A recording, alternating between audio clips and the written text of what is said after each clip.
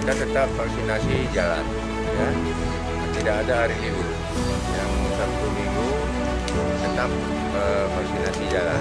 Alhamdulillah, ya walaupun masyarakat menganggap hari ini libur, tetapi kita lihat di puskesmas ada beberapa puskesmas masih tetap jalan. Saya tadi ke Darul Ihsan, dan juga ada di Timur hari ini ke awal juga, ya alhamdulillah.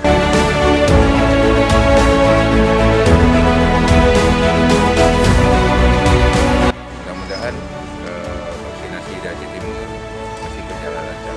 Kepada masyarakat, ini kondisi yang hari ini ya, karena tingkat kepatuhan masyarakat bagus, vaksinasi jalan juga bagus.